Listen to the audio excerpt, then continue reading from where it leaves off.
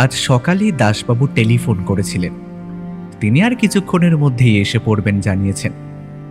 আসলে একটা অদ্ভুত ব্যাপারে ব্যোমকেশের সাথে দাসবাবু কথা বলতে আসছেন। সেই মতো ব্যোমকেশ আমার ঘরে গিয়ে আমায় ডেকে এনেছেন। দাসবাবু যখন বলেছেন একটু পরে আসবেন, তখন তিনি আধ ঘন্টার মধ্যে এসে পড়বেন নিশ্চয়ই। কোনো একটা কেস নিয়ে সমস্যায় পড়েছেন। নাহলে বেশ কয়েকদিন হয়ে গেল দাসবাবুর সাথে আমাদের কোনো যোগাযোগ নেই। ব্যোমকেশের ঘরে বসে সকালের চাটা শেষ করে সবে খবরের কাগজটা তুলে নেব কিনা ভাবছি, এমন সময় বাইরে থেকে দাসবাবুর গলা শোনা গেল। দাসবাবু পুটিরামের সাথে কোনো একটা ব্যাপারে কথা বলছেন বলে মনে হলো। একবার মনে হলো বাইরে বাগানে লাগানো সদ্য একটা নতুন সূর্যমুখী গাছের চারা নিয়ে দাসবাবু কথা বলছেন। তারপর আমাদের ঘরের সামনে এসে পর্দা ঠেলে ঢুকে দাসবাবু বললেন, ব্যোমকেশ বাবু, আপনার জন্য একটা নতুন কেস নিয়ে এসেছি, বুঝলেন? তবে এই কেসটা কিন্তু বড্ড ঘোরালো। হ্যাঁ, টেলিফোনে বলেছিলেন নরহরিপুরের নামের একটি জায়গা থেকে একজন পুলিশ অফিসার আমাকে একটা কেসের তদন্ত করার জন্য অনুরোধ করে চিঠি পাঠিয়েছেন। তবে এখান থেকে নরহরিপুর যেতে তো অনেকটা সময় লাগবে। আর যদি কেসটা আপনি আমায় খুলে বলেন তাহলে আমার সুবিধে হয় আর কি। ব্যাপারটা বলবো বলেই তো এসেছি। আমার এক বন্ধুই বলতে পারেন, অরিন্দম বাগচি আমায় টেলিফোনে সমস্যাটা জানিয়েছেন। আসলে একটা খুন হয়েছে, বুঝলেন? যিনি খুন হয়েছেন তার নাম প্রায় অনেকেই জানেন, দিবাকর ভট্টাচার্য। ভদ্রলোক একজন নামকরা পুরাতত্ত্ববিদ। এক মিনিট, বেশ কয়েক মাস আগে এই নামটা কোথায় যেন শুনেছি বলে মনে হচ্ছে। হ্যাঁ, তুমি ঠিকই ধরেছ অজিত। ভদ্রলোক বেশ কয়েক মাস আগে একটা বেশ পুরনো নটরাজ ঠাকুরের নবরত্নের মূর্তি খুঁজে বার করেছিলেন একটা প্রত্যন্ত গ্রাম থেকে। তারপরেই জানা যায় ভদ্রলোক এমন কাজ এর আগেও করেছেন। তবে সেই ভদ্রলোক খুন হলেন কি করে? নরহরিপুরে বেশ প্রাচীন একটা বিষ্ণু মন্দির আছে। সেই মন্দিরে একটা বিষ্ণু মূর্তি রয়েছে। সেই মূর্তিটার ব্যাপারেই ভদ্রলোক সেখানে গিয়েছিলেন। তার মনে হয়েছিল এই মন্দিরের সাথে পুরনো কিছু একটা সম্পর্ক রয়েছে, আর সেখানে গিয়েই ভদ্রলোক খুন হন। তবে সবচেয়ে বড় সমস্যাটা হলো, ভদ্রলোক কিন্তু খুন হয়েছিলেন মন্দিরের ভিতরে। মন্দিরের ভেতরে? আচ্ছা, খুনের ব্যাপারে তদন্ত করার জন্য অরিন্দম বাগচি আমায় ডেকে পাঠিয়েছেন, কিন্তু এমন কি আছে যার জন্য ভদ্রলোক আমায় সেখানে যেতে বলছেন? অরিন্দমবাবুর মনে হচ্ছে এই খুনটা আর 5টা খুনের মতন স্বাভাবিক নয়। আর ওই বিষ্ণু মূর্তিটা ঘিরে নরহরিপুরে একটা কথাও প্রচলিত আছে ব্যোমকেশবাবু। ওই মূর্তিটা নাকি ওই মন্দির থেকে কোথাও নিয়ে যাওয়া যায় না। যারা সেই চেষ্টা করেন তাদের কোনো না কোনো বিপদ হয়। আচ্ছা, এমন একটা প্রচলিত কথা রয়েছে যখন, তার মানে ভদ্রলোক যখন ওখানে গিয়েছিলেন তিনিও তো ব্যাপারটা জানতেন। আর উনি এই সব বিষয় নিয়ে নাড়াচাড়া করেন যখন, এসব ব্যাপারে ওনার অবগত থাকার কথা, তাই না? কিন্তু তাও খুনটা হলো। খুনের ব্যাপারে এখনো পর্যন্ত কাউকেই গ্রেপ্তার করা যায়নি। আসলে খুনটা হয়েছিল রাতের বেলা। সকালে তার মৃতদেহটা মন্দিরের কাছে সবাই দেখতে পায়। মন্দিরের দরজা খোলা ছিল। আচ্ছা, আমাদের সাথে আপনিও কি নরহরিপুর যাবেন, নাকি আমি আর অজিত একা যাব? কেসটা নিয়ে অরিন্দম বাবু উপর মহলের সাথে কথা বলে নিয়েছেন। আপনি জানেন, উপর মহলের পরামর্শ ছাড়া আপনাকে কোনো কেসেই নিযুক্ত করা যাবে না। উপর মহল থেকে বলা আছে, যদি আপনি চান তাহলে কেসটা হাতে নিতে পারেন, আর আপনি চাইলে আমিও আপনাদের সাথে যেতে পারি। খুনটা কবে হয়েছে? দিন 3 আগে। মৃতদেহের মাথায় আঘাতের চিহ্ন রয়েছে, আর ধরা যায় সেই আঘাত থেকেই মৃত্যুটা হয়েছে। তবে এখন আর মৃতদেহ আপনি দেখতে পাবেন না, কারণ মৃতদেহ ভদ্রলোকের বাড়িতে পাঠানোর ব্যবস্থা করে দেওয়া হয়েছে। এখন এই কেসে না আছে কোনো সাক্ষী, না আছে কোনো প্রমাণ। গাঁয়ের লোক বলছে সাক্ষাৎ নারায়ণ ওনার মৃত্যুর জন্য দায়ী। আপনি না গেলে ব্যাপারটার কোনো সমাধান হবে না যা বুঝছি। তাই আমিও চাইছি আপনি চলুন ব্যোমকেশবাবু। ব্যোমকেশ বেশ কিছুক্ষণ চুপ করে ভাবল, তারপর বলল, আজ তো আর সম্ভব নয় দাসবাবু। আপনি একটা কাজ করুন, কাল সকালেই আমাদের সেখানে যাওয়ার ব্যবস্থা করুন। আর আপনি থাকলে আমাদের যাতায়াতেরও সুবিধাটাও হবে। আপনি অরিন্দম বাবুকে টেলিফোন করে জানিয়ে দিন আমরা কাল আসছি। ব্যোমকেশের কথায় দাশবাবুর মুখে একটা হাসি ফুটল। তিনি সেভাবেই বললেন, ঠিক আছে, কালই তাহলে আমি যাওয়ার ব্যবস্থা করছি। তবে একটা কথা ব্যোমকেশ বাবু, এইসব পুরনো মূর্তির কোনো অভিশাপ টভিশাপ সত্যি থাকে নাকি? ব্যোমকেশ হেসে উঠল, তারপর বলল, পাথরের কিংবা মাটির কোনো মূর্তির মানুষের ক্ষতি করার মতো ক্ষমতা থাকে না দাসবাবু, সে ক্ষমতা থাকে মানুষের। আমার মনে হয় ওই গ্রামে গিয়ে দিবাকর ভট্টাচার্য এমন কিছু জানতে পেরেছিলেন যার জন্য তাকে খুন হতে হয়েছে। আচ্ছা, একটা কথা বলুন তো, এর আগে ওই গ্রামে ওই মন্দিরে কোনো কি খুন হয়েছে? অরিন্দম বাবু যতদূর বলেছেন তাতে বেশ কয়েক বছর আগে ওই মন্দিরে এভাবেই আরও একজন মারা গিয়েছিলেন। তবে তারপর থেকে কিন্তু তেমন কিছুই হয়নি, আর সেই খুনের ব্যাপারেও কিছুই জানা যায়নি। ব্যোমকেশ দুটো হাত মুখের সামনে জড়ো করে কিছুক্ষণ বসে রইল, তারপর বলল, তাহলে ওই কথাই রইল দাসবাবু, কাল সকালে আমরা বেরিয়ে পড়ছি।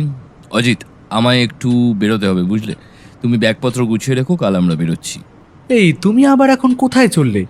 একটা কাজ রয়েছে, তবে চিন্তা করো না, খুব তাড়াতাড়ি কাজ সেরে চলে আসবো। ব্যোমকেশ দাশবাবুর দিকে তাকিয়ে বললেন, আপনি তো জিপ এনেছেন, আমায় একটা জায়গায় নামিয়ে দেবেন?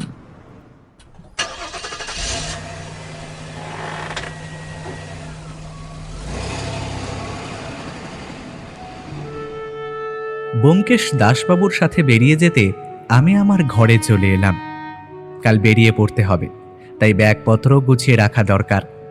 তাছাড়া আগের কেসের ব্যাপারটা বেশ শেষের দিকে লেখা চলছে, সেটা শেষ করে রেখে তবেই বেরোবো। তাহলে বেরোনোর আগে সেটা পাবলিশার্সের কাছে পৌঁছে দিয়ে যাওয়া যাবে। এমন ভেবে নিয়ে আমি নিজের কাজ করতে লাগলাম। আর ব্যোমকেশ যদিও বলল নিজের কাজ করতে, তবে সেটি কি কারণ বা কাজে বেরিয়েছে তা আমি বুঝতে না পারলেও একটা ধারণা করতে পারলাম।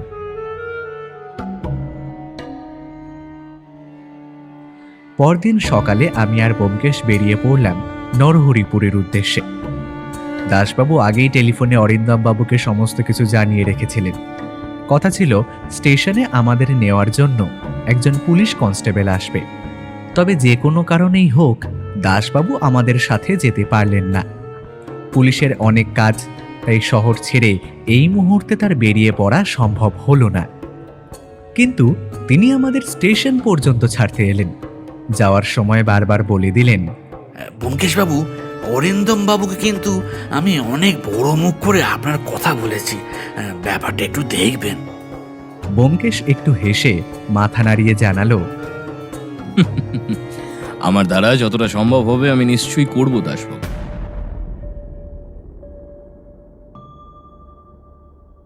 নরহরিপুর স্টেশনে আমরা গিয়ে পৌঁছলাম একটু বিকেলের দিকে। আমাদের নেওয়ার জন্য পুলিশের গাড়ি এসেছিল, সেই গাড়িতেই আমরা গিয়েছিলাম থানায়।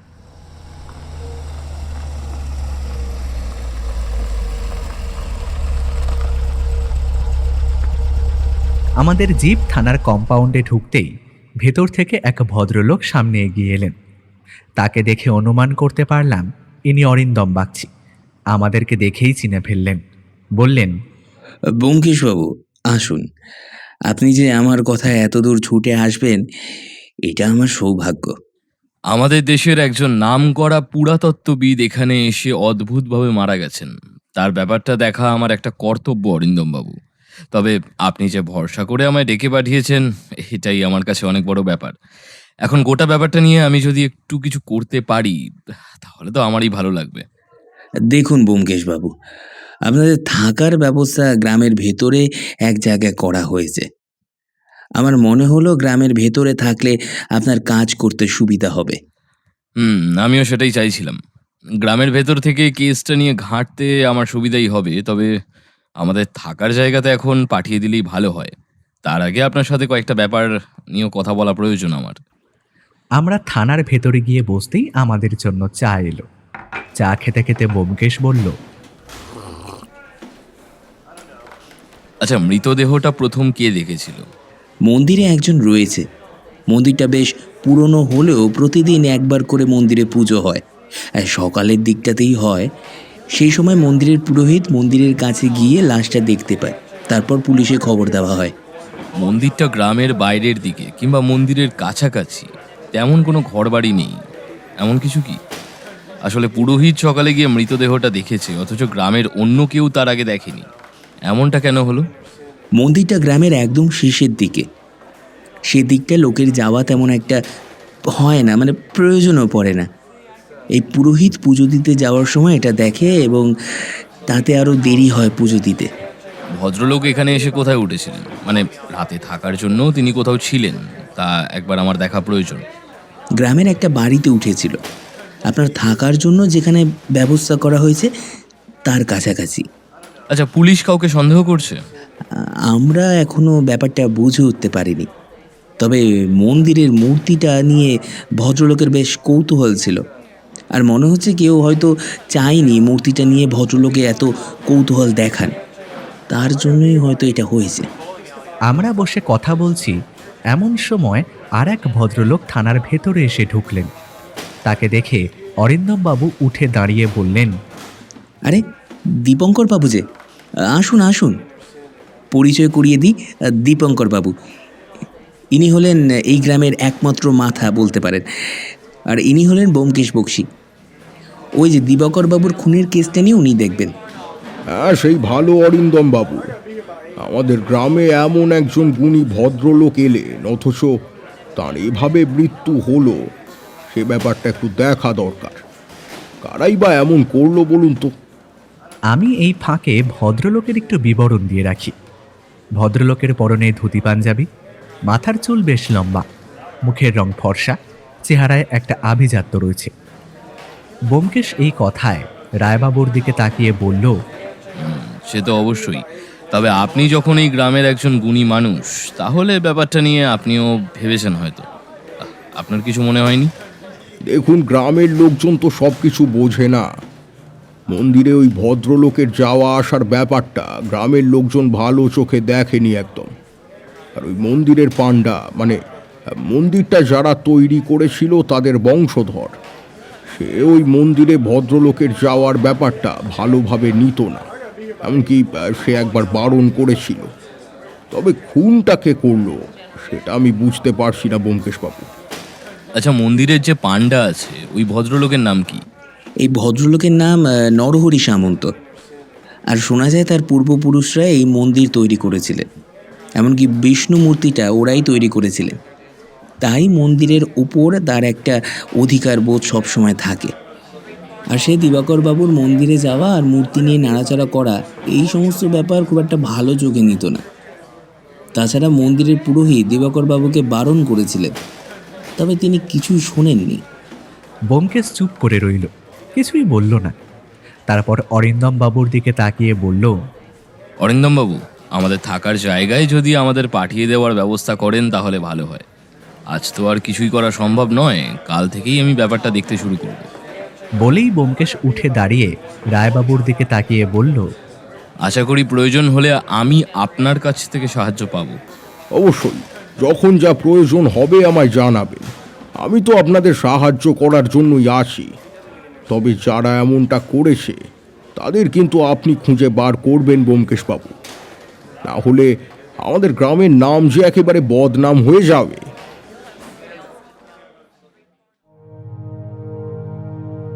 ব্যোমকেশ মাথা নাড়িয়ে বেরিয়ে আসতে পুলিশের জিপটা আমাদের গ্রামের ভেতর দিকে নিয়ে চলল, যেখানে আমাদের থাকার ব্যবস্থা করা হয়েছে। গ্রামের ঘরগুলো যেমন হয় তেমনই একটা মাটির ঘর, আর তার ওপরে টিনের ছাউনি, এমন একটা ঘর আমাদের জন্য ব্যবস্থা করা হয়েছে। তবে ঘরের ভেতরটা বেশ সুন্দর করে গোছানো, দেখলে বোঝা যায় আমাদের জন্যই এটা করা হয়েছে। ঘরে ঢুকে ব্যাগপত্র রেখে বিছানার উপর বসে ব্যোমকেশ বলল, কিছু বুঝতে পারছো যে দিবাকর বাবুর উপরে গ্রামের যে কয়েকজন মানুষ সন্তুষ্ট ছিলেন না, সেটা কিন্তু এর মধ্যে বোঝা যাচ্ছে। আর এদের মধ্যেই কেউ একজন বোধহয় কাণ্ডটা ঘটিয়েছে। তুমি কি নরহরি বাবুর কথা বলছো? হলে হতেও পারে। তাদের মন্দিরে তাদের বিষ্ণু মূর্তি নিয়ে ভদ্রলোক কাজ করছিলেন, সেটা তার পছন্দ হয়নি হয়তো, তিনি বারণ করেছেন বারবার, বাবু শোনেননি, আর তাই। তাহলে তো সন্দেহের মধ্যে ওই মন্দিরের পুরোহিত পড়ছে। ব্যোমকেশ, তিনিও তো দিবাকর বাবুর মন্দিরে যাওয়াটা পছন্দ করতেন না। এছাড়া অন্য কেউও করতে পারে, সবার কথা তো এখনো আমরা জানতে পারিনি। তবে আমার কেন জানি না মনে হচ্ছে ব্যাপারটা খুব একটা সহজ হবে না। আমার ষষ্ঠ ইন্দ্রিয় আমায় কখনো মিথ্যে কথা বলে না যে, তুমি তো ভালো করেই জানো। তাহলে তদন্তটা কোথা থেকে শুরু করবে বলে ভাবছো? আজ আর কিছুই নয়, কাল সকালে প্রথমে মন্দিরটা দেখব, তারপর নরহরি বাবুর সাথে দেখা করব। এর মধ্যে চেষ্টা করতে হবে গ্রামে আর কে কে দিবাকর বাবুর ওপর অসন্তুষ্ট ছিলেন তাদের খুঁজে বার করা। তাহলে একটা সন্দেহের তালিকা করা যাবে। তারপর খুনের ব্যাপারটা একটু ঘেঁটে দেখতে হবে। বাকি কেসটা যেদিকে মোড় নেবে সেদিকেই যাব। আমরা নিজেদের মধ্যে কথা বলছি, বন্ধ দরজার ওপর একসময় টোকা পড়ল। ব্যোমকেশ সাথে সাথে বলল, কে? বাইরে থেকে একটা গলার স্বর ভেসে এলো। আজ্ঞা, আমি গণেশ। বড়বাবু আমাকে আপনাদের দেখাশোনা করতে বলেছে। আপনাদের এখন কিছু লাগবে নাকি সেটাই দেখতে এলাম। ব্যোমকেশ এগিয়ে গিয়ে দরজা খুলে দিতে ঘরের ভেতর ঢুকে এলো একজন গ্রাম্য লোক। তার কাঁধের উপর একটা গামছা, খালি গা, কোমরে মালকোচামার একটা ধুতি। ঘরের ভেতরে ঢুকে এসে একটু হেসে তারপর বলল, হে, বাবু, আপনারা ওই ওই যে স্যারের মতো লোকটা এসেছিল, ওনার খুনের ব্যাপারে এখানে এসেছেন, হ্যাঁ তাই না? এই কথাটা তোমায় কে বললো? হ্যাঁ, কি ওই বড়বাবুই বলেছেন আপনারা যখন যেখানে যেতে চাইবেন আমি আপনাদের নিয়ে যাব। আপনাদের সব সময় দেখে রাখার দায়িত্ব এই যে আমার। এই সামনেই ওই উল্টো দিকে ওই যে ঘরটা আমার। এই যখনই কোনো প্রয়োজন হবে আমায় ডেকে নেবেন বাবু। হ্যাঁ, আপনাদের রাতের খাবার আমি একটু পরেই দিয়ে যাব। তা রাতের বেলা বাড়ির বাইরে না বেরোলেই ভালো হয় বাবু। গ্রামের দিক তো বুঝতেই পারছেন কখন যে কি হয়ে যায়, আর তার উপর ওই এমন একটা ব্যাপার ঘটে গেল। ওটা তোমায় ভাবতে হবে না, তবে তোমায় একটা কাজ করতে হবে। ওই সাহেব ভদ্রলোক যার কথা তুমি বলছো, সে যে বাড়িতে ছিল সেই বাড়িটা তুমি চেনো? হ্যাঁ বাবু, আমি চিনি। আপনারা ওখানে যাবেন তো? আমি নিয়ে যাব আপনাদের কাল সকালে। তবে রাতের বেলা কিন্তু না যাওয়াটাই ভালো বাবু। কেন বলো তো? ওই সাহেব বাবু দেবতার মন্দিরে ঢুকে দেবতাদের নিয়ে নাড়াচাড়া করতো, তাই তার উপর দেবতার অভিশাপ নেমে এসেছে। বাবু, আপনারা এইসব করলে কিন্তু আপনাদেরও দেবতার গ্রাসে পড়তে হবে। এ কথা তোমায় কেউ বলেছে? আমাদের গ্রামের সবাই বলেছে। ওই মন্দিরে যে পুজো করে সেও বলেছে বাবু। সে তো বলল মন্দিরের দেবতার মূর্তি নিয়ে নাড়াচাড়া করার জন্যই ওই পীর সাহেব এভাবে মারা গেছে। আমি বুঝতে পারছিলাম তার একটা কথাও ব্যোমকেশ বিশ্বাস করছে না, কিন্তু এই সময় তাকে কাজে লাগিয়ে বোধহয় কিছু কাজ বার করতে চাইছে। তাই তার কথায় বলল, ঠিক আছে, আমরা তোমাদের দেবতার খারাপ নজরে পড়ব না, তোমার চিন্তা নেই। কথাটা শুনে গণেশের মুখের হাসি যেন চওড়া হলো। তারপর বলল, হ্যাঁ, আপনারা শহরের মানুষ, ভালো মানুষ বাবু। বাবু, তাই আপনাদের বারণ করলাম আমি। তো এখন আমি চলি বাবু। হ্যাঁ, আপনাদের রাতের খাবারের আবার ব্যবস্থা করতে হবে। চললাম বাবু। গণেশ বেরিয়ে যেতেই ব্যোমকেশ দরজা বন্ধ করে আবার বিছানার উপর এসে বসল। তারপর আমি বললাম, তাহলে তোমার সন্দেহের তালিকায় আরও একজনের নাম বাড়ল ব্যোমকেশ, পুরোহিত মশাই। এখনো আমরা কেসে হাত দিইনি, তার মধ্যেই দুজনের নাম সংগ্রহের তালিকায় উঠে গেল আজই। এরপর কেসে হাত দিলে যে কি হবে তা বুঝতে পারছি না। ব্যাপারটা সহজ হবে না অজিত, ব্যাপারটা সহজ হবে না।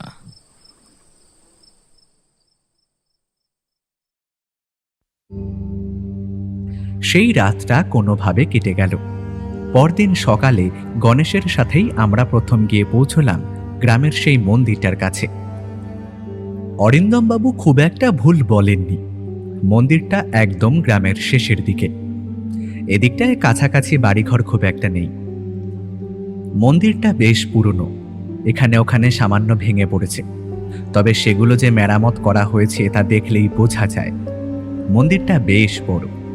মন্দিরের সামনের দিকে কয়েক ধাপ সিঁড়ি উঠে মন্দিরের চাতালে এসেছে। তারপর বন্ধ দরজার ভেতরে সেই মূর্তি। আমরা যখন মন্দিরের বাইরে এসে দাঁড়িয়েছি তখন মন্দিরের ভেতর থেকে ঘণ্টার শব্দ শোনা যেতে লাগলো। শুনেই বোঝা যায় মন্দিরের ভেতর পুজো চলছে। তবে দরজাটা বন্ধ করে গণেশ বলল, আইকে ওই পুরোহিত মশাই পুজো করছে। বাবু একটু অপেক্ষা করুন, ওই পুজো শেষ হলেই আপনাদের তার সাথে কথা বলিয়ে দেব, আর আপনাদের ওই বিষ্ণু মূর্তিও দেখাবো আমি। আমরা মন্দিরের বাইরে অপেক্ষা করতে লাগলাম। একটু পরে মন্দিরের ভেতর থেকে একজন পুরোহিত গোছের কেউ বাইরে বেরিয়ে এসে গণেশকে এবং আমাদেরকে দেখলেন। তারপর বললেন, আবার আবার শহরের লোক এসেছে, আবার একটা বিপদ ঘটবে। গণেশ, গণেশ, আবার একটা বিপদ ঘটবে। গণেশ জোর করে পুরোহিতের দিকে তাকিয়ে তারপর বলল, এরা পুলিশের লোক ঠাকুর মশাই। পুলিশের ওই যে সাহেব এলেন, তার খুনে ব্যাপারটা দেখতে এসেছেন এরা। ওদের একবার মন্দিরের ভেতরটা কি ঘুরে দেখাবো? এ কথায় পুরোহিত মশাই কেমন যেন রেগে উঠে বললেন, আবার একটা বিপদ ঘটা? হ্যাঁ, আগেই বারণ করেছিলাম মন্দিরের ভিতর বাইরের লোককে না নিয়ে আসতে। নিয়ে আসার পরে তো দেখলি কি হলো, আবার নতুন লোক নিয়ে এসেছিস। এবার ব্যোমকেশ এগিয়ে গেল। তারপর বলল, ঠাকুরমশাই, আপনাদের মন্দিরে কি আছে না আছে সেটা নিয়ে আমাদের কোনো মাথা ব্যথা নেই, কিন্তু এই মন্দিরের সামনে আমাদের একজন নামকরা মানুষ খুন হয়েছেন, তার ব্যাপারটা তো আমাদের দেখতেই হবে। না হলে গ্রামে যে খুনি ঘুরে বেড়াবে ঠাকুরমশাই। ওর যা শাস্তি পাওয়ার ছিল তাও পেয়েছে। আবার তোমরা যদি ওর মতোই ভুল করে বসো তাহলে তোমাদেরকেও বাঁচানো কিন্তু সহজ হবে না। আমিও সেটাই দেখতে চাইছি ঠাকুরমশাই। আমিও দেখতে চাইছি এমন কোন শাস্তি রয়েছে যার খুন করার জন্য অস্ত্রের প্রয়োজন হয় না, মাথায় আঘাত করে মানুষকে মারতে হয়। কথাটা শুনে পুরোহিত মশাই যে দৃষ্টিতে ব্যোমকেশের দিকে তাকালেন তার বর্ণনা করা আমার পক্ষে সম্ভব নয়। একভাবে কিছুক্ষণ তাকিয়ে থেকে মন্দিরের সিঁড়ি থেকে নেমে হঠাৎ করে গ্রামের ভেতরের দিকে চলে গেলেন। গণেশ একটু ইতস্তত স্বরে বলল, আসুন বাবু, মন্দিরের ভেতরে আসুন, তবে জুতোটা কিন্তু খুলে আসুন। আমরা জুতো খুলে সিঁড়ি দিয়ে উঠে মন্দিরের ভেতরে প্রবেশ করলাম। মন্দিরের ভেতরে পুরনো ছাপ রয়েছে, তার মাঝখানে একটা বিষ্ণু মূর্তি রয়েছে। তবে বিষ্ণু মূর্তিটা লম্বায় হাত দুয়েকের কম হবে। দেখেই বোঝা যায় সেটা পাথরের কোনো বিষ্ণু মূর্তি। ব্যোমকেশ ঘুরে ফিরে বিষ্ণু মূর্তিটাকে দেখতে লাগলো। একবার হাত দিয়ে বিষ্ণু মূর্তিটাকে ধরতে যেতেই গণেশ হাহাকার করে উঠল, বাবুরা ও কাজ করবেন না। ওই সাহেবকে এই কাজ করতে বারণ করা হয়েছিল বলে সাহেব রেগে গিয়ে পুলিশের ভয় দেখিয়েছিল। আপনারা দয়া করে ওই কাজটি করবেন না। তোমার কোনো চিন্তা নেই গণেশ, আমাদের কিচ্ছু হবে না। বলে মূর্তিটা হাত দিয়ে ধরে দেখতে লাগলো। তবে একটু চেষ্টা করলেই বোঝা যায় মূর্তিটা বসানো জায়গাটা থেকে উপরে উঠে আসবে। বেশ কিছুক্ষণ মূর্তি আর মন্দিরটা লক্ষ্য করে বেরিয়ে এসে আমরা মন্দিরের পেছনের দিকে গেলাম। ফাঁকা কিছুটা জায়গা রয়েছে। ব্যোমকেশ ঘুরতে ঘুরতে বলল, আচ্ছা গণেশ, ওই সাহেবের মানে দিবাকর ভট্টাচার্যের মৃতদেহটা ঠিক কোথায় পড়েছিল? আগে বাবু ওই মন্দিরের সিঁড়ির কাছেই পড়েছিল। সকালে তো ঠাকুরমশাই তাকে প্রথম দেখেছিলেন। সিঁড়ির কাছে? তোমার কি মনে আছে মৃতদেহটা ঠিক কিভাবে পড়েছিল? মানে তার মাথাটা কোন দিকে ছিল? এ কথায় গণেশ আমাদের মন্দিরের সামনে এনে সিঁড়ির কাছে অদ্ভুতভাবে নিজের শরীরটাকে ছড়িয়ে দিয়ে আমাদের বোঝাতে লাগলো যে দিবাকর ভট্টাচার্যের মৃতদেহটা ঠিক কিভাবে পড়েছিল। সিঁড়ি থেকে একটু নিচে মাটির উপর হুমড়ি খেয়ে তার মৃতদেহটা পড়েছিল। কিন্তু ব্যোমকেশ যেন চিন্তিতভাবে কি একটা ভাবতে ভাবতে বলল, আচ্ছা, তুমি নিশ্চিত এইভাবেই পড়েছিল? ঠাকুরমশাই আমাদের ডেকে এনেছিলেন বাবু, তারপর আমরা সেভাবেই দেখেছিলাম মৃতদেহটিকে। তারপর তো পুলিশ এসে মৃতদেহ নিয়ে গেল। তবে একটা কথা বাবু, ওই সাহেব যে বাড়িতে থাকতেন ওই সেই বাড়িতে সাহেবের কাজ করার জন্য এক গ্রামেরই লোক ছিল, আর তার সাথে কথা বললে আপনারা কিছু জানতে পারবেন। ব্যোমকেশ গণেশের কথাই মেনে নিল। আমরা মন্দির থেকে বেরিয়ে দিবাকর ভট্টাচার্য যে বাড়িতে ছিলেন সেই বাড়িতে গেলাম। তারপর গণেশ ভেতর থেকে একজনকে ডেকে আনতে সে আমাদের সামনে এসে দাঁড়ালো। গণেশ বলল, বাবু, এর নাম মহাদেব, ওই সাহেবের সাথে থাকতো। কিরে বল মহাদেব, বল। হাই মহাদেব, বল। হ্যাঁ বাবু, আমি ওই বাবুর সাথেই থাকতাম। তবে বাবু, আমি কিছু জানি না কি হয়েছে না হয়েছে, সেই সব নিয়ে আমি কিছুই জানি না। রাতের বেলা ওই বাবুকে বাড়ির বাইরে যেতে বারণ করেছিলাম, কিন্তু বাবু শোনেননি। কখন যেন বেরিয়ে গেছে আমি বুঝতেই পারিনি। পরদিন সকালে ব্যাপারটা জানতে পেরে আমি তারপর সেখানে গেলাম। তুমি যদি কিছু না করো তোমার ভয় পাওয়ার কিছু নেই মহাদেব। দিবাকর ভট্টাচার্য কোন ঘরে ছিলেন সেই ঘরটা আমায় দেখাতে পারবে? মহাদেব আমাদের নিয়ে বাড়ির ভেতরে ঢুকলো। তারপর একটা নির্দিষ্ট ঘরের দরজা খুলে বলল, এই ঘরেই ছিলেন, তবে ওনার সব জিনিসপত্র পুলিশ তো নিয়ে গেছে। ব্যোমকেশ, আমি, গণেশ, মহাদেব মিলে ঘরের ভেতরে ঢুকলাম। একটা ঘর, ঘরের মধ্যে তেমন কিছু নেই। শোয়ার মতো একটা সাধারণ বিছানা মোড়া, একটা জলচৌকি আর একটা প্রায় ভেঙে আসা টেবিল। ঘরের ভেতরে জিনিসপত্র তেমন কিছু না থাকলেও ঘরের একদম কোণের দিকে দুটো মাটির মূর্তি তৈরি করা রয়েছে দেখলাম। ব্যোমকেশ এগিয়ে গিয়ে মূর্তিগুলো দেখল। দুটো বিষ্ণু মূর্তি। মন্দিরের ভেতরে আমরা যে মূর্তি দেখেছিলাম অনেকটা তেমনই, তবে একটা আশ্চর্যের ব্যাপার, দুটো মূর্তি প্রায় একই রকম দেখতে। মাটি দিয়ে মূর্তিগুলো তৈরি করা হয়েছে। মাটি এখনো শুকিয়ে যায়নি, তাই ভালোভাবে বোঝা না গেলেও রোদের আলোতে মাটি পোড়ার মোটামুটি সময় অনুমান করা যায়। মূর্তিগুলোকে দেখে ব্যোমকেশ এগিয়ে যেতেই মহাদেব বলল, হঠাৎ করেই বাবু এই মূর্তি দুটো তৈরি করিয়েছিলেন গ্রামের একজনকে দিয়ে। আসলে কেন করিয়েছিলেন তা আমি জানি না। বাবুকে জিজ্ঞাসা করেছিলাম, কিন্তু বাবু কিছুই বলেননি। বলেছিল পরে কাজে লাগবে, কিন্তু পরে কি কাজে লাগবে তা আমি বুঝতে পারিনি বাবু। পুলিশকে বলেছিলাম, কিন্তু পুলিশ এগুলো নিয়ে যেতে চায়নি। ব্যোমকেশ বেশ কিছুক্ষণ মন দিয়ে মূর্তিগুলো পরীক্ষা করল। তারপর দুটো মূর্তি হাতে তুলে নিয়ে দেখল। আবার মূর্তিগুলো নামিয়ে রেখে ঘরের বাইরে বেরিয়ে এসে মহাদেবকে বলল, মহাদেব, যেদিন ওই ভদ্রলোক খুন হন তার আগে কিংবা সেদিন তার মধ্যে অন্য রকম কিছু লক্ষ্য করেছিলে? না বাবু, তবে এই মূর্তিগুলো যখন বানাতে দিয়েছিল তখন আমি তাকে জিজ্ঞেস করেছিলাম। তখন ওই বাবু বলেছিলেন গ্রামে একটা কিছু হয়ে চলেছে, এত বড় অন্যায় হচ্ছে, আর সেই ব্যাপারটা উনি সবার সামনে আনবেন। কিন্তু তার আগেই বাবুর কি যে হয়ে গেল। মহাদেবের কথায় ব্যোমকেশ যেন চমকে উঠল। তারপর বলল, অন্যায়? কি ধরনের অন্যায়? আমিও জানতে চেয়েছিলাম বাবু, কিন্তু তিনি আমায় কিছু বলতে চাননি। তবে আমার মনে হয় বাবু একটা বিপদের আন্দাজ করতে পেরেছিলেন। আসলে ওই মন্দিরে বাইরের লোক ঢুকলে গ্রামের ক্ষতি হবে সে কথা ঠাকুরমশাই আগেই বলেছিলেন, তাই আমি সেটাই ভেবেছি। বোকার মতো কথা বলো না মহাদেব। দিবাকর বাবুকে যারা মেরেছে তারা অন্য কেউ নয়, মানুষ। আর এই মন্দিরে ঢুকে মূর্তি দেখার সাথে যদি মানুষের সম্পর্ক থাকে তাহলে তাতে তোমাদের দেবতার হাতটা কোথায়? কিন্তু একটা কথাই আমি বুঝতে পারছি না, দিবাকর বাবুকে কেউ মারতে যাবে কেন? শেষের কথাটা ব্যোমকেশ বোধ হয় নিজের মনেই বলল। তারপর ঘর থেকে বেরিয়ে যেতে যেতে বলল, গণেশ, আমাদের একবার এই লোকটার কাছে নিয়ে চলো তো, যার বংশধররা ওই মন্দিরটা তৈরি করেছে। কি যেন নাম বলেছিলে? ও হ্যাঁ, নরহরি সামন্ত। চলো একবার তার বাড়ি থেকে ঘুরে আসা যাক।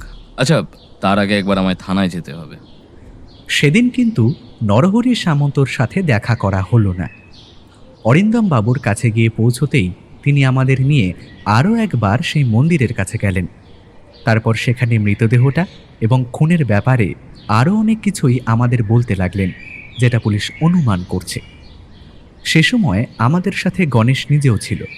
তবে এই সমস্ত ব্যাপার শুনতে শুনতে ব্যোমকেশ একসময় প্রশ্ন করল, দিবাকর ভট্টাচার্য এত রাতে মন্দিরের কাছে এসেছিলেন কেন? আসল প্রশ্ন হলো এটাই। ভদ্রলোক মাঝে মাঝে মন্দিরের কাছে আসতো, আর তাছাড়া ভদ্রলোক আমায় একটা অদ্ভুত কথা বলেছিলেন। কি কথা অরিন্দম বাবু? ভদ্রলোক একদিন হঠাৎ আমায় একটা অদ্ভুত প্রশ্ন করেছিলেন। তিনি বলেছিলেন এই গ্রাম কিংবা তার আশেপাশের কোথাও চোরাচালানের কোনো খবর রয়েছে নাকি, কোনো দল এদিকে সক্রিয় হয়েছে কিনা সেই ব্যাপারে খোঁজ নিতে। কিন্তু ব্যোমকেশবাবু, তেমন কিছুই তো আমরা জানি না। তবে ভদ্রলোক বোধহয় কিছু একটা জানতে পেরেছিলেন, আর তাই আমায় এই প্রশ্নটা করেছিলেন। ভদ্রলোক কিন্তু অকারণে কোনো কথা বলতেন না, প্রয়োজন ছাড়া একটা কথাও তার মুখ থেকে আমি শুনতে পাইনি। ভদ্রলোক মারা যাওয়ার আগে কোনো একটা বিপদের আশঙ্কা করতে পেরেছিলেন? একটা কথা বলুন তো, ভদ্রলোক মারা যাওয়ার ঠিক কতদিন আগে আপনাকে এই কথাগুলো বলেছিলেন? ভদ্রলোক মারা যাবার প্রায় দিন তিনেক আগে আমার সাথে তার থানায় একবার দেখা হয়েছিল। তখনই তিনি আমায় এই কথাগুলো বলেছিলেন।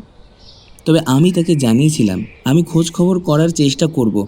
আসলে ভদ্রলোক তো তেমন সামান্য আর পাঁচটা মানুষের মতো ছিলেন না, তার হাত অনেক দূর পর্যন্ত রয়েছে। আমি তার কথায় কোনো কর্ণপাত না করলে ব্যাপারটা জানতে পারতেন, আর তাছাড়া তাকে যতটা সম্ভব সহযোগিতা আমি করেছিলাম। কিন্তু শেষ রক্ষা হলো না অরিন্দম বাবু। ওই মন্দিরে ঢুকে মূর্তি নাড়াচাড়া করার জন্য যে মন্দিরের দেবতা তার উপর রুষ্ট হয়ে তাকে খুন করেছে, এটা তো মেনে নেওয়া যায় না। তার খুনের পেছনে নিশ্চয়ই কোনো মানুষের হাত রয়েছে, কিন্তু সেটা কে বা কেন সেটাই আমাদের খুঁজে বার করতে হবে। সেদিনের পরে আর কোথাও যাওয়া হলো না। আমরা বাড়ি ফিরে এলাম। ব্যোমকেশ নিজের ডায়েরিতে কি সমস্যা যেন লিখে রাখতে লাগলো, কিন্তু এর মাঝে তার সাথে আমার তেমন একটা কথা হলো না। গণেশ দুবার এসেছিল। ব্যোমকেশ তাকে ডেকে নিয়ে চুপি চুপি কি যেন একটা বলল। সেটা শুনে ব্যোমকেশ একটু অবাক হয়ে তাকিয়েছিল, তারপর বেরিয়ে গেল। আমি বুঝতে পারছিলাম ব্যোমকেশ গণেশকে কোনো একটা কাজ দিয়েছে, আর সেই কাজটা বেশ গোপন। আমরা পরদিন সকালে গিয়ে পৌঁছলাম নরহরি সামন্তের বাড়িতে। আমাদের সাথে গণেশ ছিল। সেই গিয়ে নরহরি সামন্তকে জানালো যে আমরা তার বাড়িতে এসেছি এই খুনের বিষয়ে কথা বলতে। ভদ্রলোক আমাদের বারান্দায় বসালেন, তারপরে এসে আমাদের সামনের চেয়ারে বসতে বসতে বললেন, দেখুন ব্যোমকেশবাবু, আপনাকে একটা কথা আগে ভাগেই জানিয়ে দিচ্ছি। আপনারা ওই ভদ্রলোকের ব্যাপারে তদন্ত করতে এসেছেন তা ভালো কথা, ঠিক আছে, কিন্তু এইসবের মধ্যে আবার আমাকে জড়াবেন না, বুঝেছেন? আপনাকে জড়াচ্ছি না তো, আমি শুধু আপনার কাছ থেকে একটা কথা জানতে এসেছি। শুনেছি আপনার পূর্বপুরুষেরা মন্দিরটা তৈরি করেছিলেন, আর তাই মন্দির এবং বিষ্ণু মূর্তির ওপর আপনার অধিকার রয়েছে, কিন্তু বাইরের কাউকে আপনারা মন্দিরে ঢুকতে দিতে চান না কেন? দেখুন ব্যোমকেশবাবু, মন্দিরে আপনারা নিশ্চয়ই দেখেছেন মূর্তিটা পাথরের তৈরি, আর বেশ কিন্তু পুরনো। যতদূর আমি জানি এমন মূর্তির বাইরে বেশ দাম রয়েছে, তাই বাইরের লোক এসে যদি মূর্তি চুরি করে নিয়ে যায় তখন কি হবে? আমার বংশধরদের ঐতিহ্য তো আমাকেই রক্ষা করতে হবে। আপনি আসবেন সেই সম্পদ রক্ষা করতে, তাই আমি মন্দিরের ভেতরে বাইরের কাউকে ঢুকতে দিই না। এই সময় বাড়ির ভেতর থেকে একজন আমাদের সামনে চা দিয়ে গেল। বোধহয় নরহরি বাবুর স্ত্রী হবে। এরপর নরহরি বাবু খানিকক্ষণ চুপ করে থাকলেন, তারপর ব্যোমকেশের দিকে তাকিয়ে বললেন, ব্যোমকেশবাবু, একটা খুন হয়ে গেছে, সেটা আমার সত্যিই খুব খারাপ লেগেছে, কিন্তু আমি ভদ্রলোককে সাবধান করেছিলাম, বারবার বারণ করেছিলাম ওই মন্দিরের দিকে বেশি না যেতে। এবার রাগের মাথায় কে কি করে বসেছে তা তো আর আমি জানি না, সব দায়ভার তো আর আমার মাথায় নেই। গ্রামের মানুষ এমনিতেই পছন্দ করে না বাইরের কোনো লোক এই মন্দিরের ভেতরে যাক। আশা করি আপনি ভালো করেই ব্যাপারটা বুঝতে পারছেন। গ্রামের লোক পছন্দ করে না, নাকি আপনি নিজে পছন্দ করেন না? নরহরিবাবু, কোনোভাবে খুনের মধ্যে আপনার হাত নেই তো? কথাটা শুনে নরহরি বাবু সোজা ব্যোমকেশের দিকে তাকালো, তারপর সামান্য সময় সেভাবে তাকিয়ে থেকে শান্ত গলাতেই বলল, দেখুন ব্যোমকেশবাবু, যদি আমি কাজটা করে থাকি তাহলে সেটা কিভাবে করেছি আপনি প্রমাণ করতে পারবেন তো? হ্যাঁ, আর আপনি কি প্রমাণ করতে পারবেন যে ওই ভদ্রলোককে আমিই খুনটা করেছি? বলুন দেখি। সেটা হয়তো পারবো না, তবে আপনি যদি সেটা করে থাকেন তাহলে আপনাকে ধরার চেষ্টা কিন্তু আমি অবশ্যই করব। যদি সেটাই হয় তাহলে আপনি সেই চেষ্টাই করুন, অযথা আমাকে বিরক্ত করতে আসবেন না। এখন আসুন, আমার অনেক কাজ রয়েছে। ধন্যবাদ। এরপরে আর সেখানে বসে থাকা যায় না, তাই আমরা আবার বাড়ি ফিরে এলাম। আর বাড়ি ফিরে আসতেই দেখা গেল আমাদের বাড়ির কাছাকাছি মহাদেবের সেই ঠাকুরমশাই যেন আমাদের জন্য অপেক্ষা করছে। আমাদের আসতে দেখে ঠাকুরমশাই আমাদের দিকে এগিয়ে গিয়ে বললেন, আপনারা আপনারা এখানে থাকবেন না, আপনারা এখানে থাকবেন না, চলে যান, চলে যান, না হলে আপনাদের বিপদ হবে। কিন্তু হ্যাঁ, হবে হবে, বিপদ হবে। চলে যান, চলে যান এখান থেকে, যান। মনে হচ্ছে বিপদটা কি তা আপনি আন্দাজ করতে পেরেছেন, তাই না ঠাকুরমশাই? আর আমাদের সাবধান করে দিতে এসেছেন। কিন্তু খুনের তদন্তটা না করেছে আমি এখান থেকে যাব না। ঠাকুরমশাইয়ের মুখটা কেমন যেন কালো হয়ে গেল। তারপরেই তিনি বললেন, আপনাদের সাবধান করে দেওয়া আমার উচিত বলেই মনে হলো, তাই করলাম।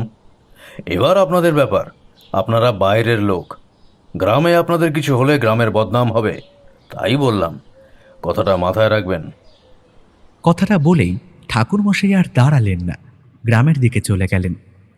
মহাদেব আর গণেশ অবাক হয়ে তার যাওয়ার দিকে তাকিয়ে রইল। আমিও তাকিয়ে রইলাম, কিন্তু ব্যোমকেশ যেন কি যেন একটা ভাবতে লাগলো। আমি বুঝতে পারছিলাম সে কিছু একটা বুঝতে পেরেছে, এমন কিছু একটা বুঝতে পেরেছে যেটা দিয়ে এই কেসটা সমাধান করার প্রথম ধাপটা শুরু হয়ে গেছে। আমরা বসে আছি রায়বাবুর বাড়িতে। রায়বাবুকে ব্যোমকেশ জানিয়েছিল আজ সকালে তার বাড়িতে আসবে। সেই মতো রায়বাবু আমাদের জন্য সকালে চায়ের ব্যবস্থা করেছে, যা খেতে খেতে আমরা গল্প করছি। একসময় তিনি বললেন, কি জানেন, এসব ছোটোখাটো কয়েকটা ব্যাপার না থাকলে গ্রামটা কিন্তু আমাদের ভালোই, একদম শান্তশিষ্ট, কোনো ঝামেলাঝাটি কিচ্ছু নেই। আপনাদের ওই পুলিশ ইন্সপেক্টরকে জিজ্ঞাসা করলেই জানতে পারবেন। সেটা আমারও মনে হয়েছে রায়বাবু, কিন্তু এই খুনের তদন্তটা শেষ না করা পর্যন্ত আমি শান্তি পাচ্ছি না। আমি এর মধ্যে নরহরিবাবুর সাথে একবার কথা বলেছি, তবে উনি কি বলতে চাইছেন তা স্পষ্ট নয়। রায়বাবু হঠাৎ চারিদিকে তাকিয়ে মুখটা একটু নামিয়ে আনলেন। আসলে তার বাড়ির চারিদিকে লোকজন ভর্তি। তিনি একজন বিত্তবান লোক, তা বোঝাই যায়। অনেক জমিজমা, এমনকি ব্যবসাও রয়েছে। তিনি মাথাটা নামিয়ে নিয়ে আস্তে আস্তে বললেন, দেখুন ব্যোমকেশবাবু, আমার হাতে তো কোনো প্রমাণ নেই, কিন্তু আমার মনে হয় ওই নরহরি কাজটা করেছে। সে একবার ওই ভদ্রলোককে বেশ শাসিয়েছিল, বলেছিল ওই গ্রামে মন্দিরের মূর্তি নিয়ে বেশি নাড়াচাড়া করলে তার ফল নাকি ভালো হবে না। এখন রাতের অন্ধকারে সেই যদি গিয়ে খুন করে বসে, তাহলে তাকে দেখতে যাচ্ছেই বা কে? কিন্তু রায়বাবু, কোনো প্রমাণ কিংবা একটা জোরালো কোনো কারণ ছাড়া আমরা তো কিছুই করতে পারবো না। সেটাই তো সমস্যা ব্যোমকেশবাবু। আমার হাতে যদি ক্ষমতা থাকতো তাহলে আমি তো সবটা বার করেই দিতাম। গ্রামে একজন বাইরের লোক এসে খুন হয়ে গেল, ব্যাপারটা তো ঠিক নয়, তাই না? আমরা বসে কথা বলছি। রায়বাবুর বাড়ির ভেতরের দিক থেকে একজন গয়লা গোছের কেউ দুটো বড় দুধ রাখার ড্রাম নিয়ে বাইরের দিকে চলে গেল। যাওয়ার আগে রায়বাবুর দিকে তাকিয়ে একবার বলল, বাবু আমি চলে গেলাম। রায়বাবু হাত নাড়িয়ে দিতে সে চলে গেল। তারপর আমাদের দিকে তাকিয়ে রায়বাবু বললেন, এখন বলুন ব্যোমকেশবাবু, আমি কি আপনাকে কোনোভাবে সাহায্য করতে পারি? একটা কথা, আমার মনে হয় মন্দিরে ওই মূর্তিটার মধ্যে কিংবা মন্দিরে কোথাও একটা কোনো গন্ডগোল রয়েছে। না হলে দিবাকর ভট্টাচার্য মারা যাওয়ার কোনো কারণ তো থাকতে পারে না। তিনি একটা বিপদের সম্ভাবনা দেখতে পেয়েছিলেন। আমার মনে হয় মন্দিরটা নিয়েই তিনি কোনো একটা বিপদ বুঝতে পেরেছিলেন। আর যতদূর সম্ভব। ব্যোমকেশের কথা শেষ হওয়ার আগেই রায়বাবু বললেন, আমার সাথে সেই ভদ্রলোকের দু একবার কথা হয়েছিল। তিনি নিজেও কিন্তু আমায় এমন একটা কথা বলেছিলেন, তার মানে হয়েছে ওই মন্দিরটায় ওই মূর্তিটা সুরক্ষিত নয়। মূর্তিটা যে কোনো সময় চুরি হয়ে যেতে পারে। আপনারও কি এমন কিছু মনে হচ্ছে? ব্যোমকেশ আর কিছু বলল না, চুপ করে রইল। তারপর উঠে দাঁড়িয়ে বলল, রায়বাবু, আজ তাহলে আমরা চলি, বুঝলেন? যদি প্রয়োজন হয় আপনার কাছে আবার আসবো। নমস্কার। রায়বাবু উঠে দরজা পর্যন্ত আমাদের দিকে এগিয়ে এলেন, তারপর বললেন, আপনারা একটু সাবধানে চলাফেরা করবেন। গ্রামের লোকজন বুঝতেই পারছেন একটা খুন হয়ে গেছে, সবাই একটু ভয়ে ভয়ে রয়েছে আর কি। তাছাড়া মন্দির নিয়ে ঘাঁটাঘাঁটি করলে নরহরি কিংবা ও গ্রামের দু একজন পছন্দ করে না, তাই বলছি আর কি। আমরা রায়বাবুর বাড়ি থেকে চলে এলাম আমাদের যেখানে থাকতে দেওয়া হয়েছিল সেখানে। গণেশ কিন্তু আমাদের ঘরে আর এলো না। আমি বুঝতে পারলাম গণেশকে যেই কাজে পাঠানো হয়েছে সেই কাজটা বোধহয় এখনো সম্পন্ন হয়নি। গণেশ ফিরে এলো দুপুরের দিকে। ব্যোমকেশের সাথে এসে বেশ কিছুক্ষণ ঘরের বাইরে কিছু কথাবার্তা বলল। তারপর গণেশ চলে যেতে ব্যোমকেশ ঘরের ভেতরে আসতে দেখলাম তার মুখটা সামান্য উজ্জ্বল। এমন একটা ব্যাপার এর আগেও আমি দেখেছি। যখন কোনো কেসের ব্যাপারে ব্যোমকেশ কোনো একটা অনুমান করতে পারে কিংবা তার সত্যতা বের হয়ে যায়, তখন ব্যোমকেশের মুখে এমন হাসি দেখা যায়। তাই আমি বললাম, কি হয়েছে ব্যোমকেশ, কিছু জানতে পারলে? কয়েকটা ব্যাপার জানতে পেরেছি, তবে একটা কথা এখনো বুঝতে পারছি না। দিবাকর ভট্টাচার্য হঠাৎ করে দুটো মাটির মূর্তি বানাতে গেলেন কেন? বোধহয় তিনি মূর্তিগুলো এখান থেকে নিয়ে যেতে চেয়েছিলেন, তাই ওগুলো বানাতে দিয়েছিলেন। তাতে এত অবাক হওয়ার কিছু নেই তো। বোধহয় কিছু নেই, কিন্তু ওই ভদ্রলোক কিছু বোধহয় বুঝতে পেরেছিলেন, আর যার জন্য তাকে খুন হতে হয়েছে। সেটা কি, সেটাই আমি বুঝতে পারছি না। মন্দিরের ভেতরে আরও একবার যাওয়া দরকার অজিত। মন্দিরটা ভালো করে দেখা দরকার। আমার মনে হয় মন্দির থেকেই আমরা কিছু একটা খুঁজে পাবো। ব্যোমকেশের গলার স্বর স্পষ্ট ও দৃঢ়। আমি বুঝতে পারছিলাম ব্যোমকেশ কোনো একটা ব্যাপারে অনুমানটাকে খুব গুরুত্ব দিচ্ছে, আর তার মনে হচ্ছে সেই ব্যাপারটা জানতে পারলে কেসটা সহজ হয়ে যাবে। তাই আবার বললাম, গণেশকে ঠিক কী কাজে লাগিয়েছো বলো তো? একটা খবর দিয়ে গেল, আর একটা খবর বার করার জন্য কাজ করতে শুরু করলো। দেখো অজিত, এখানে গ্রামের লোকেদের সাহায্য ছাড়া আমরা কিছুই করতে পারবো না। আর গণেশকে ভরসা করা যায়, কারণ সে আমাদের দেখাশোনার দায়িত্ব নিয়েছে। আর তাছাড়া তাকে অরিন্দমবাবু বিশ্বাস করেছেন। যদি এই কাজ ভালোভাবে করতে পারে তাহলে একটা সম্ভাবনা থেকে যাচ্ছে কেসটা সমাধান করার। কিন্তু তার আগে মন্দিরে একবার যেতে হবে। তাহলে আর দেরি করে লাভ কি?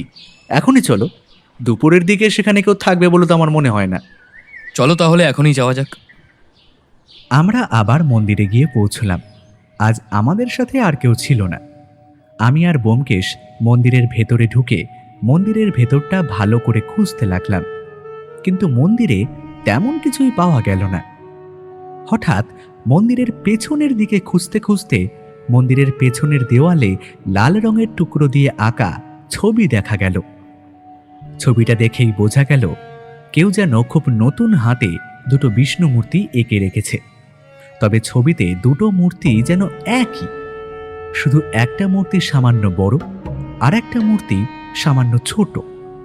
এই ছোট বড় ব্যাপারটা খুব সহজে অনুমান করা যায় না, কিন্তু ব্যোমকেশ সেটা দেখতে দেখতে কেমন যেন চমকে উঠে বলল, অজিত, এখানে দুটো একই ধরনের বিষ্ণু মূর্তি আঁকা রয়েছে। আর দিবাকর ভট্টাচার্য যেই ঘরে থাকতেন সেই ঘরে পাওয়া গেছে দুটো মাটির বিষ্ণু মূর্তি। ব্যাপারটা কাকতালীয় নয় অজিত, ব্যাপারটা কাকতালীয় নয়। কিন্তু এর মধ্যে তুমি কি খুঁজে পাচ্ছ ব্যোমকেশ? হ্যাঁ, তোমায় তাহলে ব্যাপারটা খুলেই বলি। আমার প্রথম থেকেই মনে হয়েছে এই মূর্তিটার মধ্যে কোনো একটা গন্ডগোল আছে। এসো আমার সাথে এসো। আবার আমরা মন্দিরের ভেতরে ঢুকতেই ব্যোমকেশ বিষ্ণু মূর্তিটাকে তুলে ধরে দেখালো। বিষ্ণু মূর্তিটা আমি হাতে নিতেই বুঝতে পারলাম বিষ্ণু মূর্তিটা কেমন যেন সামান্য হালকা বলে মনে হচ্ছে। পাথরের মূর্তি এতটা হালকা হওয়ার কথা তো নয়, আর পুরনো দিনের জিনিস একটু বেশি ভারী হয়। আমার মুখের দিকে তাকিয়ে ব্যোমকেশ সামান্য হেসে বলল, কি মনে হচ্ছে অজিত? মনে হচ্ছে না বিষ্ণু মূর্তিটা বেশ খানিকটা হালকা?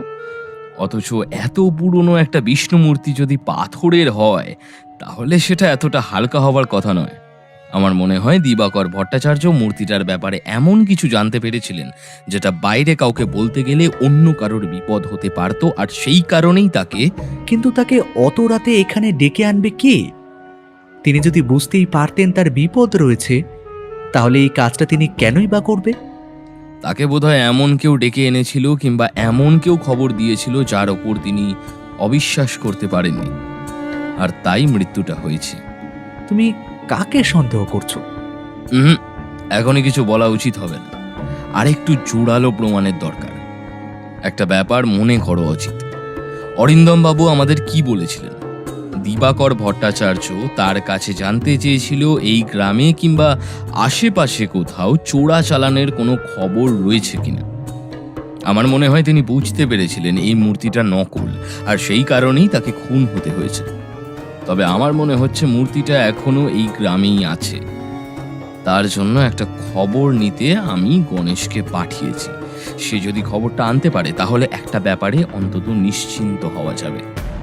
আমি ব্যোমকেশের কথায় অবাক হয়ে গেলাম। ব্যোমকেশ যে কি করতে চাইছে আমি কিছুই বুঝতে পারছি না। তবে এর মধ্যে একটা ব্যাপার লক্ষ্য করেছিলাম। প্রতিদিন সন্ধ্যের দিকে ব্যোমকেশ একাই কোথাও যেন বেরিয়ে যায়। এখন সেই ব্যাপারটাই তাকে জিজ্ঞাসা করলাম। আচ্ছা ব্যোমকেশ, তুমি প্রতিদিন সন্ধ্যের দিকে কোথায় বেরিয়ে যাও বলো তো? ব্যোমকেশ হেসে আমার দিকে তাকিয়ে বলল, যার আহ্বানে আমি এখানে এসেছি তার সাথে কেসটা নিয়ে আলোচনা করতে। তোমায় নিয়ে যাওয়াই যেতে পারে, কিন্তু তোমায় নিয়ে গেলে সবার সন্দেহটা সেদিকেই থাকবে, তাই আমি একা বেরিয়ে থানায় পৌঁছে যাই। অরিন্দমবাবুর সাথে কথাবার্তা বলার জন্য তুমি হয়তো খেয়াল করেছো দিনের বেলা আমি ওনার সাথে দেখা করি না, তাতে আমাদের কাজ করতে অসুবিধা হতো। বুঝলে অজিত, তবে কেসটা বোধ হয় খানিকটা গুটিয়ে ফেলেছি। ব্যোমকেশ আর কোনো কথা বলল না। আমরা সেদিনের মতো বাড়িতে ফিরে এলাম। তবে বুঝতে পারলাম ব্যোমকেশ গোপনে বেশ কিছু কাজ করে চলেছে, যেটা আমি জানতে পারছি না। তবে এটা বরাবরই হয়ে এসেছে, তাই আমি আর তেমন কিছু বললাম না। পরদিন সকালে ব্যোমকেশ অরিন্দম বাগচিকে নিয়ে রায়বাবুর বাড়িতে গিয়ে উপস্থিত হলো। তবে আগের দিন রাতে ব্যোমকেশ গণেশকে দিয়ে কোনো একটা কাজ করিয়েছিল বলে মনে হচ্ছিল, কারণ সন্ধেবেলা ব্যোমকেশকে দেখছিলাম গণেশের সাথে কথাবার্তা বলতে। আবার গণেশ বেশ গভীর রাতে ঘরে এসে দরজা টোকা দিয়েছিল। ব্যাপারটা যে কি হয়ে চলেছে আমি কিছুই বুঝতে পারছিলাম না। তবে এটা বুঝতে পারছিলাম ব্যোমকেশ কেসটার শেষের দিকে নিয়ে চলে এসেছে। তবে তার সন্দেহ কার দিকে সেটাই বুঝতে পারলাম না। আমার যদিও এখনো মনে হচ্ছে নরহরি বাবু এসবের পেছনে রয়েছে, কারণ তিনি সেদিন নিজের বাড়িতে বসেই জোর গলায় বলেছিলেন, ব্যোমকেশ যদি পারো তার বিরুদ্ধে প্রমাণ জোগাড় করে দেখাও। উল্টো দিকে রায়বাবুকে এসবের মধ্যে না রাখাই শ্রেয় বোধ হয়। ওনাকে দেখে তো মনে হয় বেশ ভালো মানুষ, এমনকি তিনি ব্যোমকেশকে সাহায্য করতেও চেয়েছেন সব কিছুতে। কিন্তু ব্যোমকেশ যে ব্যোমকেশই, আর সেটা আরও একবার প্রমাণ হয়ে গেল। রায়বাবুর বাড়িতে আমরা বসে রয়েছি। আগের দিনের মতো একজন চা দিয়ে গেছে। বেশ কিছুক্ষণ চা খাওয়া দাওয়ার পর রায়বাবু হঠাৎ ব্যোমকেশের দিকে তাকিয়ে প্রশ্ন করলেন, কি ব্যাপার বলুন তো অরিন্দম বাবু, আজ সকাল সকাল আপনারা একেবারে আমার বাড়িতে, ব্যাপার কি? কথাটার উত্তর অরিন্দম বাবু দিলেন না। তার বদলে ব্যোমকেশ বলল, আপনার সাগরের যে ধরা গেছে রায়বাবু, কাল রাতে অন্ধকারে মূর্তিটা পাচার করার জন্য চেষ্টা করেছিলেন, তবে সেটা আর সম্ভব হয়নি। এই কথায় রায়বাবুর মুখটা কেমন যেন গম্ভীর হয়ে গেল। তিনি ব্যাপারটা সামলে নিয়ে বললেন, আমার সাগরেদ? আর কোন মূর্তির কথা আপনি বলছেন? আমি তো কিছুই বুঝতে পারছি না। বুঝতে পারছেন না নাকি বুঝতে না পারার ভান করছেন? আপনি ওই মন্দির থেকে বিষ্ণু মূর্তিটা চুরি করাননি? এসব আপনি কি বলছেন? আর আমি যে কাজটা করেছি তার প্রমাণ কোথায়? তাহলে আপনি কি বলতে চাইছেন? আমি আর মন্দিরে যেই মূর্তিটা আছে সেটা কি নকল? আমি তো একবারও বলিনি মূর্তিটা নকল। আপনি আগে থেকেই সে কথাটা আমাদের সামনে বললেন, তার মানে আপনি নিজেই জানেন মূর্তিটা নকল। ব্যোমকেশ বাবু, কথার জালে আমাকে ফাঁসিয়ে কোনো লাভ হবে না। আপনার কাছে কিন্তু কোনো প্রমাণ নেই যে মূর্তিটা আমি সরিয়েছি, কিংবা ওই নকল মূর্তিটাও আমি ওখানে রেখেছি। ঠাকুর মশাই কিন্তু ব্যাপারটা বুঝতে পেরেছিলেন, আর আমার যতদূর মনে হয় তিনি আপনাকে সন্দেহ করেছিলেন। তিনি আপনার কাছে এসেছিলেন সে কথাটা বলতে, কিন্তু আপনি তাকে ভয় দেখিয়ে তাড়িয়ে দিয়েছেন। আর সেই কারণে ঠাকুর মশাই কাউকে মন্দিরের ভেতরে ঢুকতে দিতে চায় না, তিনি সব সময় এই ভয়টাই পান, যদি কেউ বুঝতে পারে ওই মূর্তিটা নকল, তাহলে বিপদ হয়ে যাবে তার। এসব মন গড়া কথা বলে কোনো লাভ নেই ব্যোমকেশবাবু। মন গড়া কথা? আচ্ছা আচ্ছা আচ্ছা, তাহলে আপনার বাড়িতে ঘরের ভেতরে গোয়ালা দুধ নেওয়ার ড্রামটা নিয়ে যান কেন? ব্যোমকেশ এই কথাটা বলতেই রায়বাবুর মুখটা হঠাৎ কেমন যেন ফ্যাকাশে হয়ে গেল। তবুও তিনি ইতস্তত স্বরে বলার চেষ্টা করলেন। এসব কি বলছেন আপনি? আমার বাড়িতে গোয়াল ঘর রয়েছে আপনি জানেন, আর সেখান থেকেই হয়তো গোয়ালা ড্রাম নিয়ে এসেছিল। না রায়বাবু, আমি যেদিন আপনার বাড়িতে প্রথম এসেছিলাম সেদিনই দেখেছিলাম গোয়ালা আপনার ঘরের ভেতর বাড়ি থেকে বেরিয়ে আসছে। সেক্ষেত্রে কিন্তু গোয়াল ঘরটা আপনার বাড়ির পেছনের দিকে, ঘরের ভেতরের দিকে নয়। আর সে যখন ট্রামটা নিয়ে ফিরে যাচ্ছে তখন আপনার সাথে তার একটু কথাবার্তা হয়, অথচ আপনার বাড়ির অন্য লোকেদের সাথে কিংবা আপনার এখানে বসে থাকার সময় যে কজন গোয়ালা পেছনের দিক থেকে এসেছে তাদের সাথে কিন্তু আপনার কোনো কথা হয়নি। সেই ব্যাপারটাই আমার সামান্য খটকা লেগেছিল, তাই গ্রামেরই একজনকে দিয়েই আমি লোকটার উপরে নজর রাখতে বলেছিলাম। সে জানিয়েছিল লোকটা গ্রামের কেউ নয়, পাশের গ্রামের। আর এর মধ্যে অরিন্দমবাবু খোঁজ খবর নিয়ে জানতে পেরেছে আশেপাশের কয়েকটা গ্রাম থেকে কিছু পুরনো মূর্তি এবং কয়েকটা চুরির খবর রয়েছে। আমার মনে হয় সমস্ত কিছুর জন্য দায়ী আপনি। আপনি এই কাজটা ঠান্ডা মাথায় পরিকল্পিতভাবেই করাচ্ছেন, আর সেই কারণেই কাল আমি একটা কাজ করেছিলাম। কাল আমি আপনার কয়েকজন লোকেদের মধ্যে এই কথাটা ছড়িয়ে দিয়েছিলাম যে আমরা আজ আপনার বাড়িতে সার্চ করতে আসব। আর তখনই আপনি মূর্তিটাকে রাতের অন্ধকারে সেই গোয়ালাকে দিয়ে সরিয়ে দিয়েছিলেন, মানে যে আপনার হয়ে কাজ করে গোয়ালা সেজে ড্রামে করে মূর্তি নিয়ে চলে যায়, অথচ সবাই ভাবে সে দুধ নিয়ে যাচ্ছে। তাকে দিয়ে রাতের অন্ধকারে পাচার করানোর যে চেষ্টা করেছিলেন, কিন্তু দুর্ভাগ্যবশত সে আমাদের কাছে ধরা পড়ে গেছে। এবার সে সমস্তটাই স্বীকার করেছে। আপনি যদি নিজেও স্বীকার করে নেন তাহলে কাজটা কিন্তু ঠিক হলো না ব্যোমকেশবাবু। আপনি আপনি অকারণে আমায় ফাঁসিয়ে দিতে চাইছেন। আমি জানি আপনার অনেক টাকার জোর রয়েছে, আপনার অনেক লোকজন রয়েছে, কিন্তু আপনার বিরুদ্ধে যে প্রমাণ রয়ে গেছে, আপনার কাজ করা দুজন আমাদের কাছে ধরা পড়েছে। এমনকি আশা করছি 2-1 দিনের মধ্যে আপনার এই চোরা চালানের দলটাকেও আমরা ধরতে পারবো। তেমন কিছু খবর আমাদের কাছে চলেও এসেছে। এছাড়া ঠাকুর মশাই এমনকি গ্রামের 2-1 জন যারা মূর্তিটার ব্যাপারে আপনাকে সন্দেহ করে তাদের জবানবন্দিও কিন্তু আমাদের কাজে লাগবে। এখন আপনাকে শুধু ব্যাপারটা জানাতে এলাম। আপনাকে গ্রেফতার করার জন্য ওয়ারেন্ট বার করতে হবে, কারণ এমনি এমনি আপনাকে গ্রেফতার করলে খুব সহজেই আপনি বেরিয়ে আসবেন। তবে আশা করছি আজকের মধ্যেই কাজটা হয়ে যাবে। এখন তাহলে চলি রায়বাবু, বাকি কাজটা অরিন্দমবাবু নিজেই করে নেবেন। চলুন অরিন্দমবাবু। আমরা সেখান থেকে বেরিয়ে এলাম। রায়বাবু নিজের উঠোনের উপরে চেয়ারে বসে এক দৃষ্টিতে ব্যোমকেশের দিকেই তাকিয়ে রইলেন। পথে আসতে আসতে অরিন্দম বাগচি ব্যোমকেশকে প্রশ্ন করলেন, আচ্ছা ব্যোমকেশবাবু, আপনি যে কিভাবে সন্দেহ করলেন বলুন তো যে রায়বাবুই কাজটা করেছিলেন? আর এই মূর্তিটা যে নকল সেটাই আপনি বুঝলেন কি করে? আমার সন্দেহ শুধু রায়বাবু নয়, বেশ কয়েকজনের ওপরেই ছিল, কিন্তু বাকিদের শক্ত কোনো মোটিভ ছিল না। নরহরিবাবু তার বংশের সম্পত্তি আগানোর জন্য মন্দির নিয়ে একটু বেশি ভাবেন, তাতে আলাদা করে সন্দেহ করার মতো কিছু নেই। প্রথমে সন্দেহ হয়েছিল, তবে তিনি যখন নিজেই আমায় বললেন যে তার বিরুদ্ধে প্রমাণ জোগাড় করতে, তখন বুঝলাম লোকটা এর সাথে জড়িত নয়। তিনি শুধু নিজেদের সম্পত্তি বাঁচাতে চাইছেন। এরপরে যদি ঠাকুরমশাইয়ের কথা বলি, তিনি একজন পুরোহিত, তার কাজ পুজো করা। তিনি কোনো কারণে যে মন্দিরটাকে আর মূর্তিটাকে আড়াল করতে চাইছেন তা বুঝতে পেরেছিলাম, কিন্তু সেটা যে কোন কারণেই হতে পারে তার পক্ষে একজনকে খুন করা সম্ভব হবে বলে আমার মনে হয়নি। এরপরে আমি নতুন কারোর কথা ভেবেছিলাম, কারণ প্রথমে রায়বাবুর ওপর আমার সন্দেহ হয়নি, কিন্তু খুনের ব্যাপারটা নিয়ে দেখতে গিয়েই মনে হলো যতদূর সম্ভব দিবাকর ভট্টাচার্যকে কেউ অনুসরণ করছিল, কারণ মন্দিরের সিঁড়ির বাইরের দিকে তার মৃতদেহটা যেভাবে পড়েছিল তাতে মনে হয়েছে তিনি মন্দির থেকে বেরোবার সময় কেউ তার ওপর আক্রমণ করে। আর তার মতন একটা বাইরের লোককে আক্রমণ করার একটাই কারণ হতে পারে, বোধহয় তিনি কিছু জানতে পেরেছিলেন। তিনি যে একটা বিপদের আশঙ্কা করেছেন সেটাও আমি জানতে পেরেছিলাম।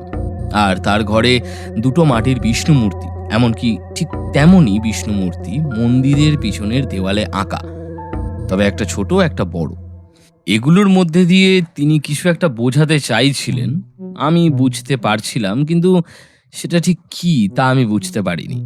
তবে মাটির মূর্তি দুটো হাতে তুলে নিতেই ব্যাপারটা পরিষ্কার হয়ে গেছিল। একটা মূর্তি ভারী আর একটা মূর্তি হালকা, অর্থাৎ তিনি কোনোভাবে ওই বিষ্ণু মূর্তিটার সাথে আরেকটা বিষ্ণু মূর্তির কথা বলতে চাইছেন, তবে ব্যাপারটা সোজাসুজি বলতে পারছেন না, কিংবা তিনি পুলিশকেও জানাতে পারেননি। তার পেছনে কি কারণ থাকতে পারে? কি কারণ ছিল ব্যোমকেশ? কারণ একটাই ছিল, তিনি যখন এখানে এসেছিলেন তখন কিন্তু মূর্তিটা আসল ছিল। তিনি এখানে দিন 15 ছিলেন। তারপরে হঠাৎ করে মূর্তিটা তার মনে হয়েছে বদলে গিয়ে কেউ নকল মূর্তি রেখে দিয়েছে। এই ব্যাপারটা যদি তিনি পুলিশকে জানান তাহলে পুলিশ প্রথমে তাকেই সন্দেহ করবে, তাই তিনি পুলিশকে জানাতে পারেননি। তাহলে কি ওই মূর্তিটার ব্যাপারে জেনে ফেলার জন্যই তার মৃত্যু হয়েছিল? আর এত রাতে তিনি ওখানে গিয়েছিলেন কি করতে? আমার যতদূর মনে হয় রায়বাবুর কোনো লোক তাকে ওখানে কোনো এক ছুতোয় ডেকে নিয়ে গিয়েছিল, বোধহয় মূর্তির ব্যাপারে কিছু বলতে চেয়েছিল, আর তিনি ব্যাপারটা বুঝতে না পেরে সেখানে গিয়ে পৌঁছয়, তারপরে এই ব্যাপারটা ঘটে যায়।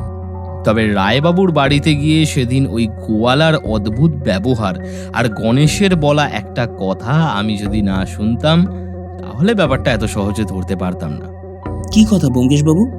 গণেশ আমায় বলেছিল বেশ কিছুদিন ধরে তার মনে হচ্ছে গ্রামে বাইরের কোনো লোক ঢুকছে, তবে তারা যে ঠিক কোথা থেকে আসছে বা কে বা কেন আসছে তার কিছুই সে বুঝতে পারছে না। তাই আমি গণেশকে আর মহাদেবকে নিয়ে এবং গ্রামের আরো 2-1জনকে নিয়ে একটা খোঁজ চালাতে বলেছিলাম। গ্রামে বাইরের কারা আসছে, কোথায় যাচ্ছে, এই সমস্ত কিছু। আর সেটা দেখতে গিয়ে ওরা দেখতে পায় এই সব কিছুর সাথে রায়বাবুর বাড়ির একটা সম্পর্ক রয়েছে, আর তখনই ওদের কাজে লাগাই ব্যাপারটা দেখতে। আর তারপরেই আমি বুঝতে পারি যে রায়বাবুর সাথে ওই মূর্তিটার কোনো একটা সম্পর্ক রয়েছে। মূর্তিটা যেহেতু নকল, তাই আসল মূর্তিটা এত সহজে বের করা যাবে না। তাই আমি আজ রায়বাবুর বাড়ি এবং গ্রামের বেশ কয়েকটা বাড়ি সার্চ করা হবে এমন একটা ভুয়ো খবর ছড়িয়ে দিলাম, তাতেই কাজ হয়।